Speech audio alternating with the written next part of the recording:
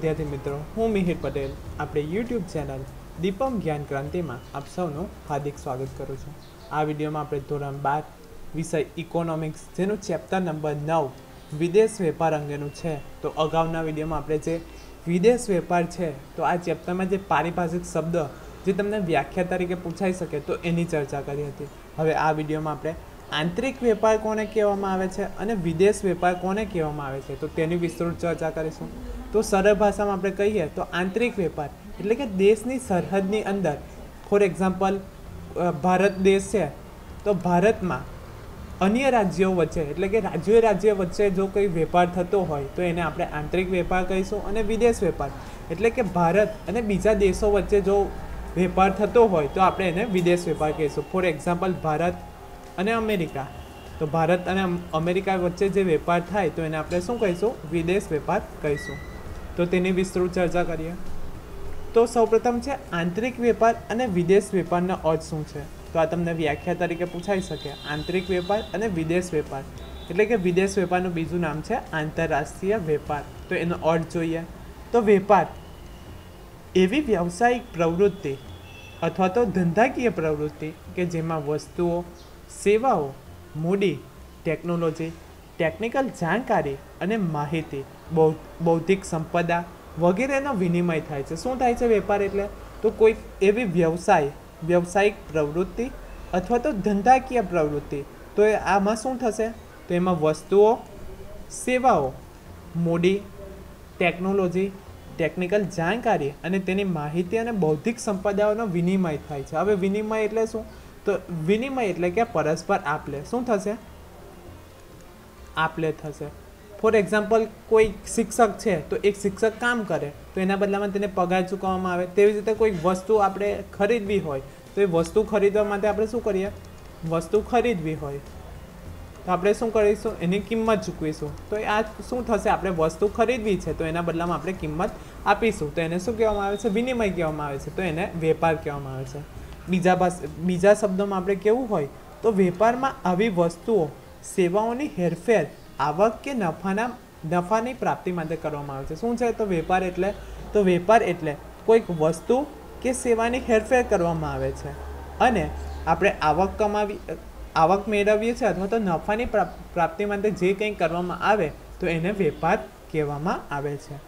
हवे कोई एक देशनी हदनी अंदर थती वेपार प्रवृत्तिने आंतरिक वेपार कहेवामां आवे छे। शुं छे आंतरिक वेपार एटले? तो कोई एक देशनी सरहदनी अंदर थती आंतरिक जे वेपारनी प्रवृत्ति है तो एने आंतरिक वेपार कहेवामां आवे छे। फॉर एक्जाम्पल भारत देश है तो भारत देश में गुजरात राज्य है। हवे गुजरात अने महाराष्ट्र वच्चे कोईक वेपार करवामां आवे छे अथवा तो कोईक वस्तुनी आपले करवामां आवे छे अथवा तो विनिमय करवामां आवे छे तो एने आपणे शुं कहीशुं? तो एने कहीशुं आंतरिक वेपार। तेवी ज रीते बीजुं उदाहरण लईए तो गुजरात है तो गुजरात दिल्ली साथे कोईक वस्तुनी आपले करे छे अथवा तो विनिमय करे छे तो एने आपणे शुं कहीशुं? आंतरिक वेपार कहीशुं। एटले के टूंकमां एटલું याद राखवानुं કે कोईक एक देशनी सरहदनी अंदर थती वेपारनी प्रवृत्तिने आपणे शुं कहीशुं? तो आंतरिक वेपार तरीके ओळखीशुं। हवे देशनी बहार थती वेपार प्रवृत्तिने विदेश वेपार के आंतरिक वेपार कहेवामां आवे छे। शुं छे? तो देशनी हदनी बहार एटले के जे सीमा होय तो एनी बहार जे वेपार करवामां आवे छे तो ये प्रवृत्ति ने विदेश वेपार अथवा तो आंतरिक वेपार कहेवामां आवे छे। फॉर एक्जाम्पल भारत अने अमेरिका, तेवी ज रीते भारत अने रशिया, तेवी ज रीते चाइना, तो आ तमाम देशों वच्चे जे वेपार करवामां आवे छे तो एने शुं कहीशुं? तो विदेश वेपार तरीके ओळखवामां आवे छे। एटले के देशनी सरहदनी बहार जे पण कोई वेपार प्रवृत्ति करवामां आवे तो एने विदेश वेपार के आंतरिक वेपार कहेवामां आवे छे। हवे लॉन्ग क्वेश्चन में तमने पूछाई सके विदेश वेपार माटेना कारणों कया-कया छे? शुं छे? तो विदेश वेपार आपणे करीए छीए तो ए विदेश वेपार करवा पाछळना कारणों कया-कया छे तो ए जोईए। तो प्रथम कारण छे देशमां उपलब्ध उत्पादनना साधनोमां तफावत। शुं छे? तो देशोमां उपलब्ध जे उत्पादनना साधनो छे तो ए साधनोमां कोई तफावत होवाना कारणे पण आपणे विदेश वेपार करीए छीए। तो तेनी विस्तृत चर्चा करीए। तो अलग अलग देशों में उत्पादनना साधनों जुदा जुदा प्रमाणमां ઉપલબ્ધ હોય છે। શું છે? તો જે અલગ અલગ દેશો છે તો એના ઉત્પાદનના સાધનો જુદા જુદા પ્રમાણમાં ઉપલબ્ધ હોય છે। વળી બધી જાતના ઉત્પાદન માટે જરૂરી બધા પ્રકારના સંસાધનો પણ દેશ પાસે હોતા નથી। માટે દુનિયાના દેશો સંસાધનો, કેટલાક સાધનો, ટેકનોલોજી વગેરેનો વેપાર કરી પોતાની જરૂરિયાતો પૂરી કરે છે। તો વિદેશ વેપારનું પ્રથમ કારણ શું છે? તો દેશમાં ઉપલબ્ધ ઉત્પાદનના સાધનોમાં તફાવત। ફોર એક્ઝામ્પલ, ભારત દેશ છે તો ભારત દેશ પાસે અન્ય દેશોની તુલનામાં યુવાધનોની સંખ્યા વધારે છે। તો જે અન્ય દેશો છે તો એની જે કંપનીઓ છે તો એ કંપનીઓ શું કરશે? તો ભારતમાં આવી રોકાણ કરશે। તો આ એક ઉત્પાદનનું સાધન છે કે અન્ય દેશોની તુલનામાં સાધનોમાં તફાવત જોવા મળે છે। તેવી જ રીતે કોઈક યુએઈ છે તો ત્યાં જે છે તો એ ખનિજ તેલ માટે ભરપૂર ત્યાં હોય છે। તો ખનિજ તેલ એટલે કે પેટ્રોલ, ડીઝલ તો ત્યાં વધારે પ્રમાણમાં મળે છે અન્ય દેશોની તુલનામાં। તો આ એક તફાવત છે વિદેશ વેપાર થવાનો, કે દેશોમાં ઉપલબ્ધ ઉત્પાદનના સાધનોમાં તફાવત જોવા મળે। જે આપણે ઉદાહરણ જોયું કે ભારત દેશ છે તો અન્ય દેશોની તુલનામાં સૌથી વધુ યુવાધન ધરાવતો દેશ ભારત છે। તો તેના કારણે શું થાય છે? તો અન્ય દેશોની કંપનીઓ જે છે તો એ ઉત્પાદન કરવા માટે, એટલે કે વસ્તુઓનું કોઈ ઉત્પાદન કરવું હોય તો એ ભારતમાં આવી તેનું રોકાણ કરે છે। ત્યારબાદ બીજું કારણ છે ઉત્પાદન ખર્ચ। શું છે? ઉત્પાદન ખર્ચ। તો સાધનો અને સંસાધનોની ઉપલબ્ધિ જુદી હોવાના કારણે વસ્તુ અને સેવાનો ઉત્પાદન ખર્ચ પણ જુદા જુદા દેશોમાં જુદો હોય છે। શું છે ઉત્પાદન ખર્ચ? તો સાધનો અને સંસાધનોની ઉપલબ્ધિ જુદી હોવાના કારણે વસ્તુ અને સેવાનો ઉત્પાદન ખર્ચ પણ જુદા જુદા દેશોમાં અલગ હોય। ફોર એક્ઝામ્પલ, આપણે અંતરિક્ષ ક્ષેત્રે કોઈ રોકેટ કે ગમે તે મિસાઇલ લોન્ચ કરવું હોય તો એ જો એનું ઉત્પાદન ભારતમાં કરવામાં આવે તો એનો જે ખર્ચ છે તો એ વધી જશે। પરંતુ જો અમેરિકા છે, વિકસિત દેશો છે, અમેરિકા, રશિયા, ચાઇના, તો આ તમામ દેશો વિકસિત છે ટેકનોલોજી ક્ષેત્રમાં, તો ત્યાં જો ઉત્પાદન કરવામાં આવે અંતરિક્ષના સાધનો છે કે સંરક્ષણના સાધનો છે તો એ આપણે ત્યાં ઉત્પાદન કરવામાં આવે તો ત્યાં ઓછી કિંમતે આપણે એ વસ્તુ મેળવી શકીએ છીએ। તેના કારણે પણ આપણે વિદેશ વેપાર કરવામાં આવે છે। તો એનું ઉત્કૃષ્ટ ઉદાહરણ છે ફ્રાન્સ। તો ફ્રાન્સ પાસેથી આપણે જે વિમાનો ખરીદ્યા, રાફેલ વિમાનો, તો એ ત્યાંનું ઉત્પાદન છે કે રાફેલ જે વિમાનો છે તો એ ફ્રાન્સમાં ઉત્પાદન કરવામાં આવે છે અને સારી ટેકનોલોજીથી તેનું ઉત્પાદન કરવામાં આવે છે। તો આપણે જે ભારત દેશ છે કે કોઈક અન્ય દેશો છે તો એમની પાસેથી એ વિમાનો ખરીદે છે। તો એ વિદેશ વેપાર થવાનું એક કારણ છે ઉત્પાદન ખર્ચ।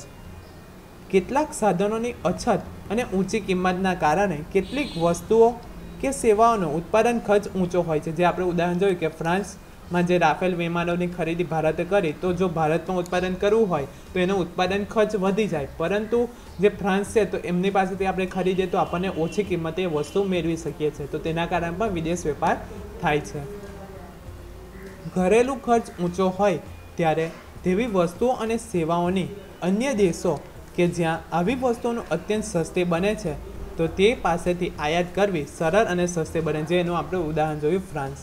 તેવી જ રીતે ભારતમાંથી કોઈક આપણે નિકાસ કરવી હોય તો મરી મસાલા જે છે, ભારતમાં મરી મસાલાનું પુષ્કળ ઉત્પાદન થાય છે। તો અન્ય દેશોની તુલનામાં જો અમેરિકા, ફોર એક્ઝામ્પલ, અમેરિકા દેશમાં મરી મસાલાનું ઉત્પાદન કરવું હોય તો ત્યાં ખર્ચ વધારે પડે છે। તો એ શું કરશે અમેરિકા? તો ભારત પાસેથી એ વસ્તુ ખરીદશે। તો એ વિદેશ વેપાર થવાનું એક કારણ છે કે ઓછી કિંમતે જે વસ્તુ બીજા દેશમાંથી મળતી હોય તો એ વસ્તુની આપણે આયાત કરવી, જેના કારણે આપણને એ વસ્તુ સસ્તી મળે।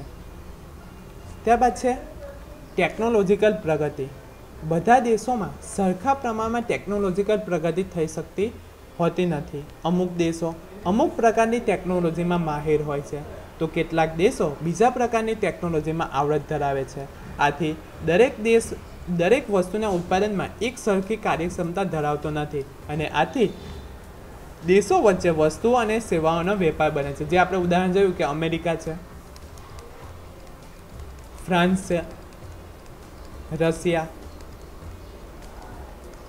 ચાઇના, તો આ તમામ દેશો છે એ વિકસિત દેશો છે અને તેમની પાસે જે ટેકનોલોજી છે, હાલની આધુનિક ટેકનોલોજી, તો એ ટેકનોલોજી એકદમ પુષ્કળ વિકાસ થયેલો છે। તેના કારણે જે સંરક્ષણના સાધનો છે, સંરક્ષણના સાધનો, ટેન્ક છે, સબમરીન છે, વિમાન છે, યુદ્ધના વિમાનો, તો એ ટેકનોલોજીમાં ખૂબ જ આગળ છે। તેના કારણે શું થશે?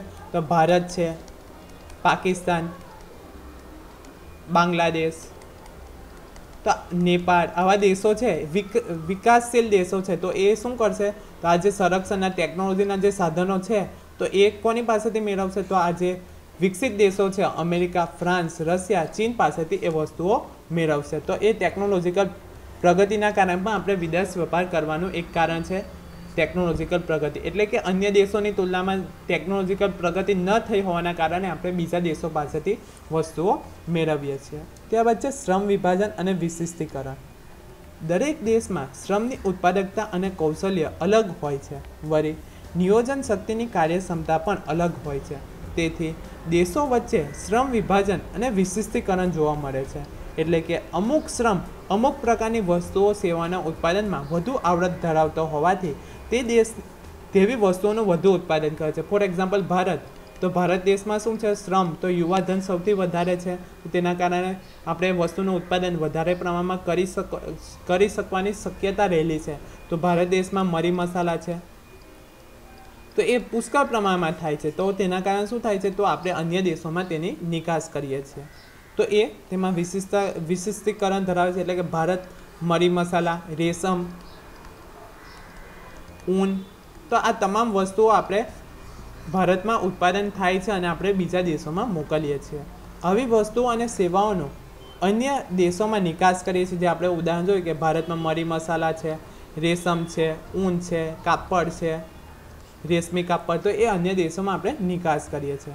જે વસ્તુઓ અને સેવાઓને વધુ કાર્યક્ષમ રીતે ઉત્પન્ન ના કરી શકે તે વસ્તુઓ અને સેવાઓની આયાત કરીએ છીએ. જે આપણે જોયું કે ભારત દેશ બીજા દેશો પાસેથી સંરક્ષણના સાધનો છે તેમજ કોઈક અન્ય વસ્તુઓ મંગાવી હોય તો જે અન્ય દેશોમાં સસ્તી પડતી હોય તો ત્યાંથી આપણે મંગાવીએ છીએ. ફોર એક્ઝામ્પલ પેટ્રોલ, ડીઝલ, તો આપણે અન્ય દેશો પાસેથી મંગાવીએ છીએ. તો આપણે શું કરીએ છીએ, તો એ વસ્તુઓની આપણે આયાત કરીએ છીએ. તો એક વિદેશ વેપારનું બીજું કારણ છે શ્રમ વિભાજન અને વિશિષ્ટીકરણ. વળી જ્યારે કોઈ દેશ પોતાની વિશિષ્ટતાની બહારની વસ્તુઓ અને સેવાઓ ઉત્પન્ન કરવાનો પ્રયત્ન કરે છે ત્યારે તેમ કરવા માટે તે કૌશલ્ય ધરાવતો નિષ્ણાંત તેમના જ્ઞાન વગેરેની આયાત પણ કરે છે. એટલે કે આપણે ભારતમાં જોયું કે ભારતમાં સૌથી વધારે યુવાધન છે તો એ નિષ્ણાંત છે, તો એના જ્ઞાનની પણ આપણે આયાત કરીએ છીએ. અને ભારતમાંથી જે યુવા વર્ગ અન્ય દેશોમાં ભણવા માટે જાય છે તો આપણે જ્ઞાનની પણ આયાત કરીએ છીએ અથવા તો નિકાસ પણ કરી શકીએ છીએ. આશા રાખું છું કે તમને આ વિડીયોમાં સમજ પડી ગઈ હશે. અને જો તમને આ વિડીયો પસંદ પડ્યો હોય તો લાઇક કરો, વધુમાં વધુ શેર કરો અને અમારી ચેનલને સબસ્ક્રાઈબ કરો. Thank you.